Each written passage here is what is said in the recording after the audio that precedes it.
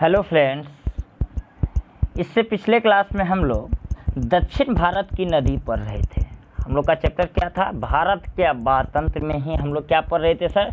दक्षिण भारत का नदी, यानी हम कह सकते हैं रिवर ऑफ साउथ इंडिया। क्या कहेंगे sir? River of south India, यानी दक्षिण भारत की नदी, रिवर ऑफ साउथ इंडिया।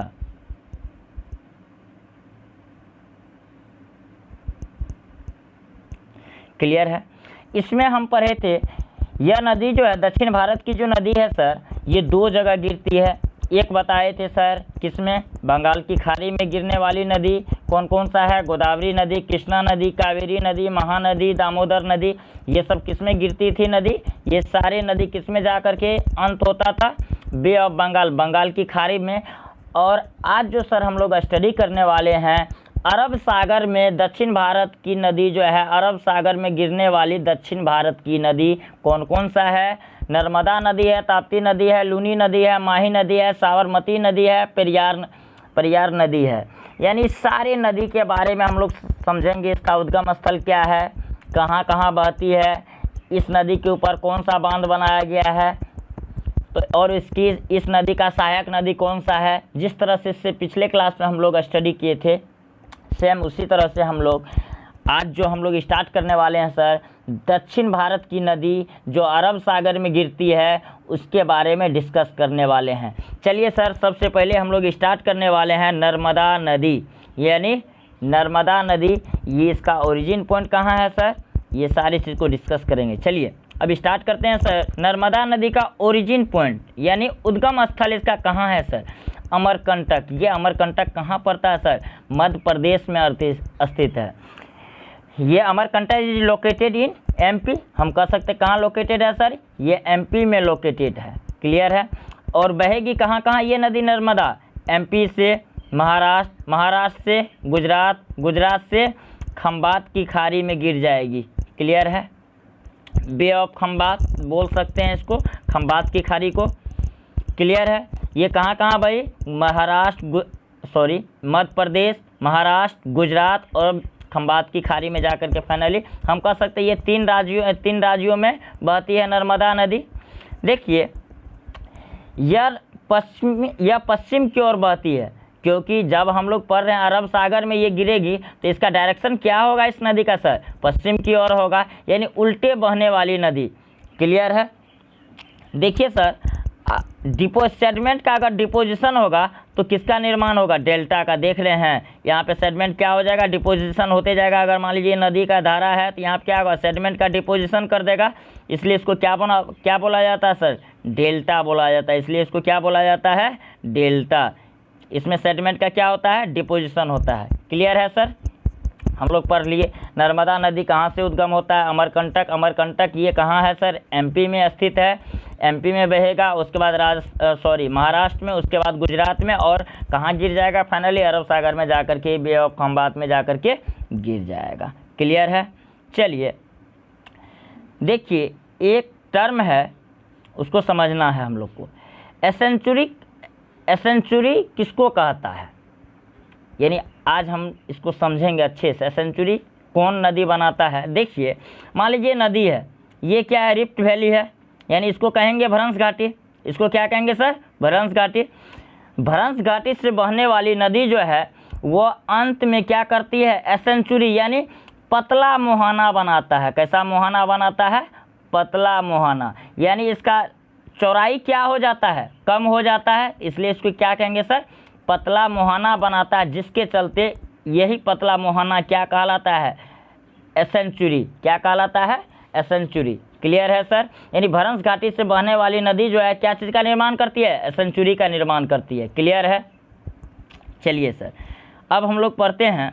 देखिए नर्मदा नदी भ्रंश घाटी से बहती है। नर्मदा नदी जो है किससे बहती है? भ्रंश घाटी से। तो हम कह सकते हैं नर्मदा नदी जो है एसेंचुरी का क्या करेगा, निर्माण करेगा। इसलिए यह एसेंचुरी का क्या करती है, निर्माण करती है। जब भ्रंश घाटी से हो करके अगर कोई नदी बहेगा तो वह क्या चीज़ का सर निर्माण करेगा, एसेंचुरी का। नर्मदा नदी जो है सर ये क्या चीज़ से होकर के बहता है, भ्रंश घाटी से होकर के बहता है। इसलिए हम क्या कहेंगे सर, ये नर्मदा नदी जो है ये क्या चीज़ का निर्माण करेगा, एसेंचुरी का निर्माण करेगा। देखिए 1961 ईस्वी में पंडित जवाहरलाल नेहरू ने सूखा क्षेत्रों में सिंचाई की व्यवस्था के लिए यानी एमपी और गुजरात में बांध का निर्माण शुरू करवाया था। क्या किया था, सिंचाई की व्यवस्था के लिए 1961 में पंडित जवाहरलाल नेहरू ने सूखे क्षेत्रों की सिंचाई के लिए एमपी और गुजरात में क्या किया था, इसी नदी के ऊपर बांध का व्यवस्था किया था, बांध बनाने का काम किया था। चलिए अब बारी बारी से पढ़ेंगे। देखिए 1961 में किसने किया था, नेहरू जी के समय में ही सिंचाई की व्यवस्था के लिए एमपी और गुजरात में। देख रहे हैं गुजरात में जो है सर सरदार सरोवर बांध बनाया गया। एमपी में जो है इंदिरा सागर जो कि अभी कंप्लीट नहीं हुआ है, इनकम्प्लीट है। सरदार सरोवर बांध फाइनली एट प्रेजेंट टाइम में कंप्लीट हो चुका है। गुजरात में 1961 में नेहरू के द्वारा शुरू किया गया था और हाइट जो है कितना है, 161 मीटर। आपसे अगर एग्जाम में पूछ ले बताइए सरदार सरोवर बांध की ऊंचाई कितनी है, तो 161 मीटर। हम कितना बताएंगे सर, 161 मीटर। क्लियर है। चलिए देखिए मेघा पाटेकर के द्वारा नर्मदा बचाओ आंदोलन किया गया। नर्मदा बचाओ आंदोलन किया गया यानी सरदार सरोवर बांध को रोकने के लिए। अगर हम तो पहले ही पढ़े थे, इसके डिसएडवांटेज में पढ़े थे नदी का, कि अगर उसमें बांध का निर्माण करेंगे तो नदी में क्या होगा, पानी का लेयर क्या हो जाएगा, कम हो जाएगा। जिससे पानी उस नदी में कम हो जाएगा तो उससे क्या होगा, सब जगह वो पानी क्या होगा, जा नहीं पाएगा, पानी रुक जाएगा। तो उसी के चलते मेघा पाटेकर के द्वारा 1985 में शुरू किया गया नर्मदा बचाओ आंदोलन, यानी सरदार सरोवर बांध जो गुजरात में बन रहा था इसको रोकने के लिए 1985 से 1986 तक आंदोलन ये चला। किसके द्वारा सर, मेघा पाटेकर के द्वारा नर्मदा बचाओ आंदोलन। किस लिए किया गया था सर, सरदार सरोवर बांध को रोकने के लिए। देखिए इसका उद्घाटन जो है नरेंद्र मोदी जी के द्वारा किया गया। एट प्रेजेंट टाइम में ये बन करके तैयार है। इस पर एक मूर्ति लगाया गया स्टैच्यू ऑफ यूनिटी की मूर्ति जो लगाया गया, किस पे लगाया गया, सरदार सरोवर बांध पे लगाया गया। इसका जो ऊंचाई है सर 182 मीटर है। कितना मीटर है, 182 मीटर। क्लियर है। चलिए देखते हैं आगे। तवा, शक्कर, हिरन नदी नर्मदा नदी की क्या है, सहायक नदी है। हम कह सकते हैं तवा, शक्कर और हिरन नदी जो है नर्मदा नदी की क्या है, सहायक नदी है। Tributary river of Narmada river कह सकते हैं। चलिए अब हम लोग आगे आते हैं सर। जबलपुर कहाँ पड़ता है सर, एमपी में पड़ता है। जबलपुर में एक जलप्रपात है, कहाँ है सर, धुआंधार जलप्रपात है। उसका नाम क्या है, धुआंधार। और ये कहाँ है, भेड़ाघाट में है। कहाँ है सर, ये भेड़ाघाट में। प्रेजेंट में भारत की सबसे शुद्ध नदी है। ये जो है ये जलप्रपात जो होता है ये भारत की सबसे शुद्ध नदी कहाँ है, जबलपुर में ही जलप्रपात है। उसका नाम क्या है, धुआंधार। और ये कहाँ पड़ता है, भेड़ाघाट के पास पड़ता है, भेड़ाघाट में पड़ता है। और भारत की ये क्या है, सबसे शुद्ध नदी है। क्लियर है। चलिए सर अब हम लोग आते हैं ताप्ती रिवर। ये भी कौन सी नदी है, अरब सागर में गिरने वाली नदी है। इसका ताप्ती नदी का उद्गम स्थल सर क्या है, बेतुल स्थान है। कहाँ है बेतुल स्थान, एमपी में है सर। बेतुल स्थान कहाँ है सर, एमपी में है। वहीं पे सतपुरा पहाड़ी से किसका ओरिजिन होता है, ताप्ती नदी का, हम कह सकते हैं। यानी ताप्ती नदी का उद्गम स्थल जो होगा बेतुल स्थान सतपुरा पहाड़ी से होगा। कहाँ से होगा, बेतुल स्थान से होगा। और कौन से पहाड़ी से होगा, सतपुरा पहाड़ी से, हम कह सकते हैं सतपुरा रेंज से होगा। देख रहे हैं जब एमपी में है तो एमपी से स्टार्ट होगा, उसके बाद महाराष्ट्र के बाद गुजरात के बाद क्या कर देगा, मुहाना एंड हो जाएगा, अंत हो जाएगा। कहाँ अंत हो जाएगा सर, अरब सागर में। क्लियर है। देख रहे हैं ये अगर आपसे पूछ लिया जाए बताइए ताप्ती नदी का उद्गम स्थल क्या है, बेतुल स्थान है। और कहाँ से निकलता है? ये सतपुरा पहाड़ी से निकलता है। इसका उद्गम होता है ताप्ती नदी का। क्लियर है? देखिए यह भी एक पश्चिमी नदी है। ये ईस्टवार्ड रिवर है, यानी इसका डायरेक्शन किधर होगा? पश्चिम की ओर होगा। चलिए, ताप्ती नदी जो है पश्चिमी नदी, अभी जो भी नदी पढ़ रहे हैं सारे पश्चिमी नदी के बारे में ही हम लोग डिस्कस कर रहे हैं। और ये ताप्ती नदी जो है सर, ताप्ती नदी जो है ये नर्मदा की क्या होती है? ताप्ती नदी जो है सर ये नर्मदा की क्या होती है? समांतर बहती है। हम कह सकते हैं नर्मदा के समांतर बहने वाली नदी का नाम क्या है? ताप्ती नदी है। ताप्ती नदी के समांतर कौन सी नदी बहती है? तो नर्मदा नदी बहती है। आपसे जैसा क्वेश्चन पूछा आप उस तरह से जवाब दे सकते हैं सर। देखिए सर, अगर आपको ये वीडियो अच्छा लगता है तो आप इसको लाइक शेयर एंड सब्सक्राइब कीजिए, ताकि हम आगे आने वाले समय में आपको एक अच्छा कंटेंट आपको प्रोवाइड कर सकें। चलिए, थैंक यू। चलिए हम लोग आते हैं, ऑन टॉपिक पे आते हैं। यह भ्रंश घाटियों से बहती है। ये घाटी ये किससे होकर के बहती है? ये नदी ताप्ती नदी भ्रंश घाटी। जब ये भ्रंश घाटी से होकर के बहेगा, ये क्या चीज़ का निर्माण करेगा? एसेंचुरी का निर्माण करेगा, यानी पतला मुहाना बनेगा। इसका माउथ जो होगा कैसा होगा? पतला होगा। यानी अगर ये पतला होगा, इसी को तो एसेंचुरी बोला जाता है। ये रिफ्ट वैली से होकर के बहता है, इस तरह से रिफ्ट वैली होगा, और ये एसेंचुरी का अंत में इसी को तो एसेंचुरी कहा जाता है। यानी अगर ये भ्रंश घाटी से होकर के नदी बहेगी तो वो क्या चीज़ का निर्माण करेगा सर? एसेंचुरी का निर्माण करेगा। क्लियर है? चलिए अब हम लोग पढ़ लेते हैं। यह नदी जो है सर ज्वारनद मुख बनाती है। कैसा मुख बनाता है? ज्वारनद मुख, यानी फॉर्म एसेंचुरी। वही चीज़ कहना, एसेंचुरी को ही हम लोग क्या बोल देते हैं? ज्वारनद मुख। क्या बोल देते हैं हिंदी में? ज्वारनद मुख। चलिए, ताप्ती नदी का लेंथ सर कितना है? 724 किलोमीटर। इसका लेंथ कितना है सर? 724 किलोमीटर। अब हम लोग ये पढ़ लेते हैं, इसकी सहायक नदी कौन कौन सा है ताप्ती नदी का? ताप्ती नदी की सहायक नदी जो है sir, tributary river of Tapti river का क्या है? गिरना रिवर, पंजरा रिवर, अनर रिवर। यानी गिरना नदी, पंजरा नदी, अनर नदी, ये सब जो है किसका सहायक नदी है? ताप्ती नदी का क्या है सर? सहायक नदी है। क्लियर है सर? चलिए अब हम लोग आते हैं अगले पॉइंट पे। लूनी नदी, ये भी कहाँ बहने वाली नदी है सर? ये भी दक्षिण भारत में दक्षिण भारत की नदी है, और ये कहाँ गिरती है? अरब सागर में गिरने वाली नदी का नाम है लूनी नदी। चलिए, इसका लेंथ कितना है सर? 495 किलोमीटर। अगर आपसे लेंथ पूछ लिया जाए तो आपका जवाब क्या होगा सर? 495 किलोमीटर। इसका उद्गम स्थल सर क्या होगा? अरावली रेंज। यानी अरावली रेंज ये कहाँ पड़ता है? राजस्थान अजमेर में पड़ता है अरावली रेंज। और हम इससे पहले ही जब हम फिजियोग्राफिक रीजन ऑफ इंडिया पढ़ रहे थे, उस समय जितने भी अरावली रेंज, विंध्याचल श्रेणी, अरावली श्रेणी, सारे श्रेणी के बारे में वहाँ पे डिस्कस कर लिए थे। काराकोरम श्रेणी कहाँ है, क्या है उसका लोकेशन, सारी चीज़ का डिस्कशन हम उस वीडियो में कर लिए हैं। अगर आप वो वीडियो नहीं देखे हैं तो आप मेरे चैनल पे जाइए, और मेरा हर एक सब्जेक्ट का प्लेलिस्ट बनाया हुआ है ज्योग्राफी का, उस पे जाइए और सीरियली वीडियो को आप देखिए, आपको एक एक बात समझ में आएगी। क्लियर? चलिए, लूनी नदी का उद्गम स्थल क्या है? अरावली श्रेणी अजमेर राजस्थान से होता है। यानी हम क्या बोल सकते हैं, इसके उद्गम स्थल को सागरमती कहा जाता है। इसका उद्गम, लूनी नदी का जो उद्गम स्थल है, इसको क्या कहा जाता है? सागरमती। क्या कहा जाता है सर? लूनी नदी के उद्गम स्थल को सागरमती कहा जाता है।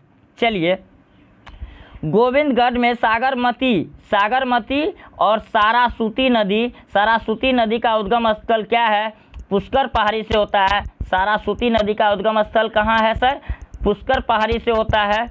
और सागरमती जो है, ये दोनों का, यानी सागरमती और सारासूती नदी दोनों नदी के संयुक्त धारा को ही क्या कहा जाता है सर? लूनी नदी। हम कह सकते हैं लूनी नदी जो है, ये दोनों नदी का क्या है? संयुक्त धारा है। क्या है? दोनों नदी का संयुक्त धारा है। चलिए, अब हम लोग इसके बारे में कुछ और पॉइंट डिस्कस करेंगे। देखिए, यह एक मरुस्थलीय नदी है। लूनी नदी जो है सर कैसा नदी है? मरुस्थलीय नदी है। इसमें कैसा पानी आता है? इसमें खारा पानी पाया जाता है। लूनी नदी एकमात्र ऐसा नदी है जिसमें खारा पानी पाया जाता है। ताप्ती नदी जब कच्छ का रन में पहुंचता है, रन ऑफ कच्छ में पहुंचता है, तो ये भूमिबद्ध यानी गायब हो जाता है। यानी जैसे ही कच्छ का रन में पहुंचता है, रन ऑफ कच्छ में पहुंचता है लूनी नदी, तो ये क्या होता है? भूमिबद्ध हो जाना मतलब गायब हो जाना, यानी समाप्त हो जाना, भूमि के साथ विलीन हो जाना। क्लियर है सर? चलिए, ये नदी राजस्थान और गुजरात में बहती है। कहाँ कहाँ बहेगी ये? जब कच्छ का रन में गायब हो जाती है, इसका मतलब है गुजरात, और उससे पहले ये इसका तो राजस्थान का अजमेर से इसका उद्गम ही है, तो ये कहाँ कहाँ बहेगी? राजस्थान और गुजरात में बहेगी। इसका अंश सहायक, लूनी नदी का अंश सहायक नदी का क्या नाम है? सुकरी नदी, जवाई नदी, जोजाई नदी। यानी देख रहे हैं, सुकरी नदी, जोजाई नदी और जावाई नदी, ये तीनों नदी जो है किसका ट्रिब्यूटरी रिवर है? ये लूनी नदी का क्या है? ट्रिब्यूटरी है, यानी सहायक नदी है। चलिए, हम लोग सीक्वेंस में याद रखेंगे। देखिए, गंगा के नीचे क्या है? विंध्याचल श्रेणी, विंध्याचल श्रेणी के नीचे क्या है? नर्मदा रिवर, सतपुरा, उसके बाद क्या है? सतपुरा रेंज, उसके नीचे क्या है? ताप्ती रिवर। चलिए, अब हम लोग आगे आते हैं। माही नदी, ये भी कौन सी नदी है? अरब सागर में गिरने वाली नदी है।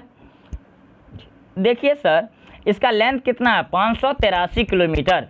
कितना लेंथ है माही नदी का? लंबाई कितना है सर? 583 किलोमीटर। इसका उद्गम स्थल जो है सर, इसका उद्गम स्थल कहाँ है? विंध्याचल श्रेणी। विंध्याचल श्रेणी से इसका क्या होता है? उद्गम होता है किसका? माही नदी का। और विंध्याचल श्रेणी ये कहाँ पड़ता है? एमपी में पड़ता है। ये कहाँ पड़ता है सर? एमपी में पड़ता है। तो एमपी में बहेगा, एमपी के बाद राजस्थान, राजस्थान के बाद गुजरात, गुजरात के बाद कहाँ हो जाएगा? इसका एंड हो जाएगा। फाइनली कहाँ एंड हो जाएगा? अरब सागर में। देख रहे हैं, एमपी में बह रहा है, राजस्थान और गुजरात, यानी 3 स्टेट में माही नदी कितने स्टेट में बहती है? 3 स्टेट में बहती है। चलिए, और ये जो है तीसरी पश्चिमी नदी है। माही नदी जो है तीसरी पश्चिमी नदी है। यह नदी कर्क रेखा को 2 बार काटती है। राजस्थान में इंटर करते समय, एक बार राजस्थान से एग्जिस्ट करते समय। यानी हम कह सकते हैं माही नदी जो है कर्क रेखा यानी ट्रॉपिक ऑफ कैंसर को कितना बार सर काटती है? 2 बार काटती है। आपसे एग्जाम में भी पूछ लेता है इस तरह से, बताइए माही नदी कर्क रेखा को कितना बार काटती है? 2 बार काटती है। कभी कभी ये भी पूछ लेता है कर्क रेखा को 2 बार किस राज्य में काटती है? तो राजस्थान राज्य में काटती है। कब काटती है? एक बार इंटर करते समय और एक बार एग्जिस्ट करते समय, यानी एक बार निकलते समय, एक बार राजस्थान इंटर करते समय। ये ट्रॉपिक ऑफ कैंसर को कितना बार काटती है? 2 बार काटती है। क्लियर है सर? माही नदी। चलिए, कुछ इंपॉर्टेंट पॉइंट के दृष्टिकोण से हम लोग याद रख लेंगे एग्जाम के दृष्टिकोण से। देखिए, भूमध्य रेखा यानी equator of line of equator यानी भूमध्य रेखा को 2 बार काटने वाली नदी का नाम क्या है? कांगो नदी, कांगो रिवर। क्या नाम है? भूमध्य रेखा को 2 बार काटने वाली नदी का क्या नाम है सर? Congo river. मकर रेखा को 2 बार काटने वाली नदी का क्या नाम है? Limpopo river. क्या नाम है? Limpopo river. लिम्पोपो नदी बोल सकते हैं। क्या बोल सकते हैं आप उसको? लिम्पोपो नदी। क्लियर है सर? माही नदी का सहायक नदी का नाम क्या है? सोम, अनास, पनाम नदी। ये तीनों नदी जो है किसकी सहायक नदी है? माही नदी की क्या है? सहायक नदी है। अगर आपसे माही नदी का सहायक नदी का नाम पूछ ले तो सोम, अनास और पनाम नदी, ये तीनों नदी जो है किसकी सहायक नदी है? माही नदी की सहायक नदी है। चलिए सर, अब हम लोग अरब सागर में गिरने वाली नदी का तीसरा अब अगला नदी पढ़ने वाले हैं, पेरियार नदी। ये भी क्या है? अरब सागर में गिरने वाली नदी का है। इसका पेरियार नदी का उद्गम स्थल क्या है सर? शिवगिरी पहाड़ी। शिवगिरी पहाड़ी सर ये कहाँ है? तमिलनाडु में स्थित है। कहाँ स्थित है? तमिलनाडु में स्थित है। Broad with Kerala. क्लियर है? देखिए, जब ये तमिलनाडु में स्थित है तो तमिलनाडु में बहेगी, फिर उसके बाद केरल में, केरल के बाद कहाँ गिर जाएगा? अरब सागर में। ये नदी पेरियार नदी क्या हो जाएगा? खत्म हो जाएगा। यानी आप देख रहे हैं पेरियार नदी कितने राज्यों में बहती है? सिर्फ 2 राज्यों में बहती है। कितने राज्यों में? सिर्फ 2 राज्यों में बहती है। क्लियर है? देखिए पेरियार नदी केरल की क्या है? सबसे लंबी नदी है। हम कह सकते हैं पेरियार नदी जो है सर केरल की क्या है? सबसे लंबी नदी है। केरल में कितना किलोमीटर ये नदी बहती है? 224 किलोमीटर। हम कह सकते हैं पेरियार नदी जो है केरल की सबसे लंबी नदी है। इसका मतलब है पेरियार नदी पे केरल का जीवन क्या है, उस पर डिपेंड करता होगा पेरियार नदी पे। चलिए हम लोग आगे पढ़ते हैं। देखिए यह नदी केरल के बहुत से जिलों में पानी उपलब्ध कराता है। यानी ड्रिंकिंग ऑफ वाटर केरल के बहुत सारे जिलों में पेरियार नदी पानी क्या करता है? उपलब्ध कराता है। इसलिए पेरियार नदी को केरल की मुख्य नदी है।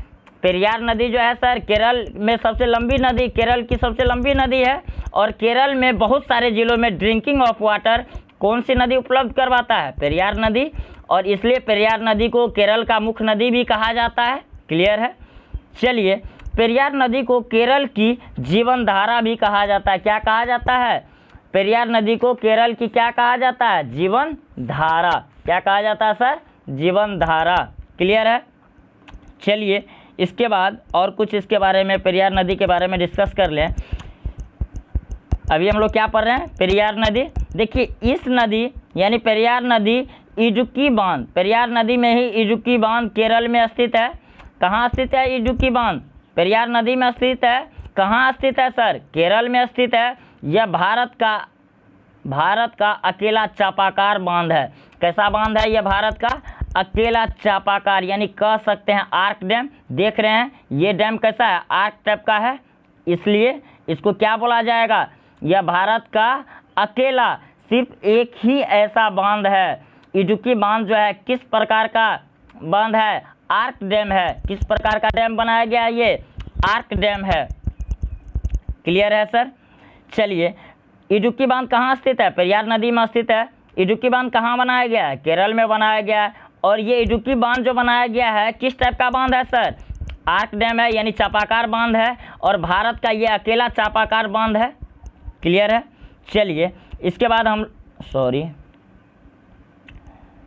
देखिए सर मुल्ला पेरियार बांध विवादित है। मुल्ला पेरियार बांध क्या है? विवाद है, इसी नदी से संबंधित है। एक मुल्ला पेरियार बांध है और ये जो है इसी नदी में पेरियारे नदी में है बनाया गया है। और ये अभी फ़िलहाल एट प्रेजेंट टाइम में क्या है? विवादित है। तमिलनाडु और केरल के बीच क्या है ये? यानी मुल्ला पेरियार बांध जो है क्या है? विवादित है। किसके किसके बीच? तमिलनाडु और केरल के बीच। क्लियर है sir? Kochi is located on the bank of this river. Kochi जो है यानी केरल की राजधानी जो कोची है वह कहाँ स्थित है? पेरियार नदी पे ही स्थित है। कहाँ स्थित है सर? पेरियार नदी के बगल में ही स्थित है। इसलिए हम कह सकते हैं Kochi is located on the bank of this river, यानी पेरियार नदी के बगल में ही क्या चीज़ लोकेटेड है? कोची, जो केरल की क्या है? राजधानी है। चलिए अब इसके बाद हम लोग साबरमती नदी के बारे में हम लोग पढ़ेंगे। साबरमती ये कहाँ है? अहमदाबाद इसी नदी के किनारे बसा हुआ है। इसका लेंथ सर कितना है? 371 किलोमीटर। कितना लेंथ है सर साबरमती का? 371 किलोमीटर। इसका उद्गम स्थल कहाँ होता है? ढेबर झील से होता है। कहाँ से होता है? ढेबर झील। यह अरावली श्रेणी का हिस्सा। ढेबर झील जो है सर ये किस श्रेणी का हिस्सा है? अगर आपसे पूछ ले तो आपका जवाब होगा अरावली श्रेणी का। ये क्या है सर? ढेबर झील क्या है? हिस्सा है। और यही ढेबर झील से क्या चीज़, कौन सी नदी का उद्गम होता है? साबरमती नदी का।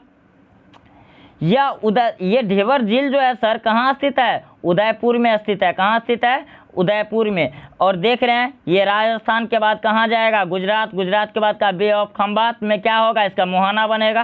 क्लियर है? चलिए यानी ये सिर्फ 2 राज्यों में यानी साबरमती नदी बहती है। चलिए अहमदाबाद इसी नदी के किनारे स्थित है। कहाँ? अहमदाबाद कहाँ स्थित है सर? इसी नदी के किनारे स्थित है। कौन सी नदी? साबरमती नदी। साबरमती नदी देख रहे हैं इसी नदी के ऊपर क्या है? बगल में क्या है? अहमदाबाद स्थित है। इसी नदी में पानी की कमी रहती है। कौन सी नदी में? साबरमती नदी में क्या रहती है? पानी की हमेशा कमी रहती है। देखिए राष्ट्रीय प्रदूषण नियंत्रण बोर्ड के अनुसार यह नदी अत्यधिक प्रदूषित है। यानी साबरमती नदी के बारे में राष्ट्रीय प्रदूषण नियंत्रण बोर्ड के द्वारा कहा गया कि यह जो नदी जो है सर है पोल्यूशन है। इस नदी में क्या है पोल्यूशन के कारण इस नदी में पानी की क्या रहती है, हमेशा कमी रहती है। क्लियर है। चलिए सर, इस तरह से मेरा कंप्लीट हो चुका है भारत के कंप्लीट हो चुका है कौन सा, भारत का अवबातन, यानी हम कह सकते हैं ड्रेनेज एरिया ऑफ इंडिया। इस तरह से मेरा कंप्लीट हो चुका है। चलिए इसके बाद हम अगले टॉपिक जो करेंगे सर इंडियन ज्योग्राफी का, वह होगा भारत की नदी परियोजनाएं। भारत में नदी पे जो कौन कौन से परियोजनाएं चल रहे हैं, कौन कौन से project, river project of India, यानी डिस्कस होगा कौन से टॉपिक के बारे में। अब अगले टॉपिक जो होगा रिवर प्रोजेक्ट ऑफ इंडिया, यानी हम कह सकते हैं भारत की नदी परियोजनाएं। अब हम अगले क्लास में पढ़ेंगे। देखिए सर, अगर जितने भी नदी हैं, हम मोस्टली नदी को हम इस वीडियो में, ये 4 वीडियो में कवर किए हैं। अगर आपको लगता है कोई नदी छूट गया है, छोटा मोटा नदी होगा, आप उसको देख सकते हैं। अगर आपको लगता है कि ये नदी हमको जानना है, अगर हम नहीं पढ़ाए हैं, अगर आपको ज़रूरी है, तो आप हमें कमेंट करके बताइए कि सर आप ये नदी नहीं पढ़ाए हैं, हम आपको वह अगले वीडियो में प्रोवाइड कर देंगे। चलिए सर, अगर आपको ये वीडियो अच्छा लगता है तो आप इसको लाइक शेयर एंड सब्सक्राइब कीजिए और अपने फ्रेंड लोग के साथ भी शेयर कीजिए। चलिए सर, मिलते हैं नेक्स्ट क्लास में, तब तक के लिए बाय।